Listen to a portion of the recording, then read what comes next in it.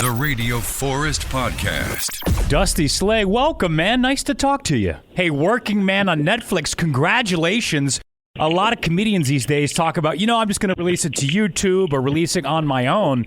But Netflix is still a pretty big deal for having a comedy special on there. I mean, Netflix is the biggest of deals. And, honestly, that was my plan. My plan was just to release this thing on my own. But, my management and we decided, well, it looks really good. It sounds good. The jokes are great. Let's just pitch it to some places. Obviously, Netflix being the biggest, that's where we wanted to end up. But we were like, let's just see if they'll buy it. And I wasn't in the room, but I imagine Netflix was like, hey, this is one of the best specials we've ever seen. Let's make it happen. Yeah, you've got country music, T-shirt, tucking, coffee. They're like, we're all in. I tried to put all the 90s I could put in this thing. You are the only comedian I've heard have solid jokes on dipping, and I haven't heard the word Kodiak since college. Yeah, well, that's why I say it the way I do. I want people to know that it was Kodiak Wintergreen that I was dipping, but people don't know the name brand. So I have to go and tell them, I have to say Skoal just so they get what I'm talking about. And then somehow people think Kodiak was the cheap stuff. And I'm like, no, you're talking about Grizzly. Kodiak is a premium dip out here. So you and I have both quit drinking, quit smoking, and quit dipping. Before I get too much into that, which of those three was the hardest for you? For me, it's dipping. I could start tomorrow. No, I could start today. I could leave this interview, get a can, and be right back into it without any sort of hesitation. I still think about it from time to time. Smoking tasted bad. Alcohol came with its own set of issues, which I'm sure you understand.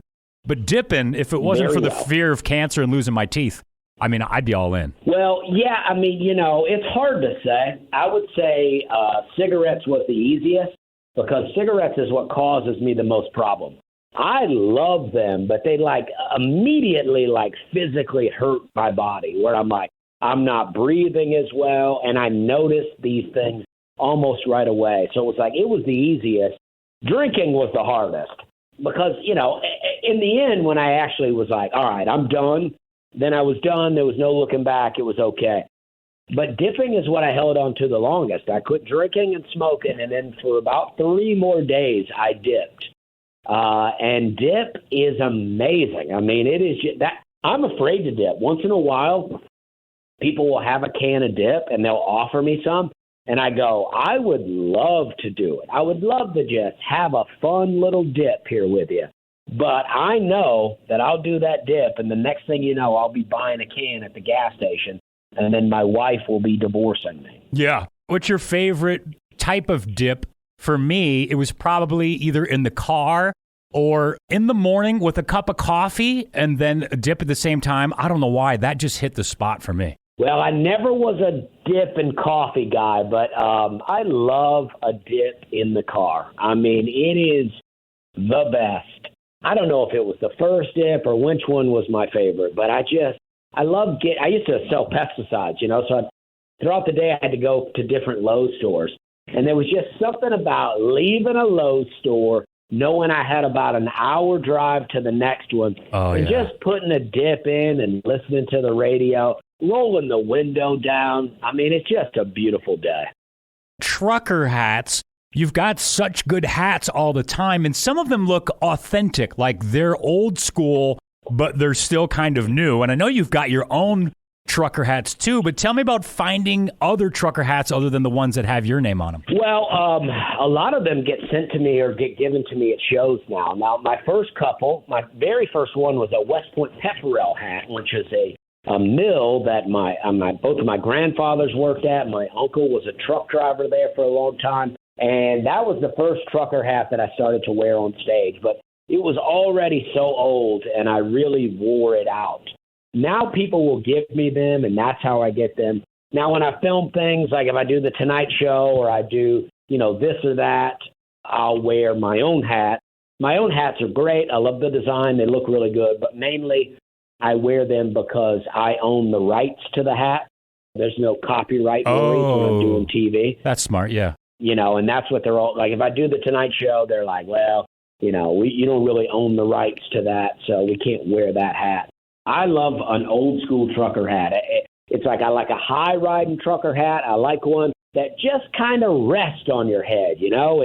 You're not even really wearing it so much as you're just laying it up there. Did you help design the one that's got your name on it too? And follow-up question, Working Man was already done and then sold to Netflix. Are you involved in all the design of that too? So you're not just doing comedy and podcasts. You're also like kind of doing set design and a little bit of clothing too? Would that be fair to say? Well, yeah, at least to some degree. I mean, I have, for the set design, I had a great director for the special. And he picked that curtain that's in the background that I love and that I've never seen anybody else have on a special. But, he picked it. But, it's like it all goes through me. They go, do you like this? Are you okay with this? And I loved it. So I did get to be involved. And with the editing of the special, I was involved every step of the way. I mean, they would edit and then deliver a copy to me. They're good at their job. And I said to them, I go, hey, I'm a comedian. You're an editor. It's like, I want you to do your thing. Sometimes I would watch it and I would go, well, I don't, because I like subtlety with comedy. So I would be like, well, this joke is so subtle that I don't want the edit to be so subtle that it's lost. It's like, I really want this to, and I don't know the best way to explain it, but I feel like, I got to work with good, creative, professional people. We were all bought in. And we got to understand the process. I don't know. It just worked well. I think that totally makes sense because sometimes in the special, you've got jokes and you're getting to the punchline, but there might be 3 or 4 subtle jokes or some irony thrown in there too. And I think that just kind of helps to the buildup. So if you cut like one line out, you're like, well, that's a joke that half the crowd is going to get or not going to understand it till the second time they see it. Exactly. And, there's one joke, and then I really like this joke where I talk about, having a mortician come to my show, and there's a part where I say, don't be embalming a warm body. Yeah. And then I say, that's something I've always said. Yeah. And I like that to be a very understated line. And I like not everyone to catch it. The people that catch it. But when they edited it, they kind of did a cut on it in the middle of that joke where they switched frames. And I was like, I don't want to do that. The joke's too subtle to switch frames on that joke. So I want us to, to make sure that with the edit, we're delivering, we're almost spoon feeding that part in the edit, but not in the delivery of the joke. I love that joke. And I just want to give you a little compliment. Thank you for having like a comedy with jokes in it. It seems like nowadays there's different kinds of comedians. Some of them are just doing political stuff. There's crowd work and some comedians, and they're pretty big name comedians, they're just telling stories, but there's no real jokes. So you're just kind of up there being funny and telling jokes. And as a comedy fan, I just want to say, like, I appreciate the time you put in to write this stuff to have a payoff to watch this. There's no political leaning or you're not trying to convince me of anything. We're just laughing. And I appreciate that as a fan. Well, I appreciate you saying that because, you're absolutely right. I mean, there has become this thing. And I'm sure it was always around to some degree. But it has become this thing where people are like, I have a voice and I have to use my voice. And I'm like, that's fine, I guess. But just be funny about it, And that's not what I want to do. I mean, who knows? Maybe at some point in my career, I suddenly am like, well, you know what? I do have a voice. But right now, I just love telling jokes. I mean, to me, that's what it's all about. It's like my job is not to tell you anything but jokes. And you also have callbacks, which kind of I haven't seen as many of them around anymore. That used to be the staple of stand-up comedy, and you have a couple of solid ones in Working Man. Again, thank you for those. Well, I love callbacks, and I used to talk to my advice to younger comics back in the day was always to have callbacks. I'm like, I was like, there is, can be too many callbacks where you're forcing it, and you're like, you don't want to force it. It's an opportunity for you to get an extra laugh off a joke that you've already written, and it makes your set feel complete. If you're watching a set and then 30 minutes later the joke comes back that you heard earlier, it shows that the comedian put work into the set and that there's thought going into it. And I'm like, I don't know. To me, a full set of comedy is not complete without a couple of callbacks.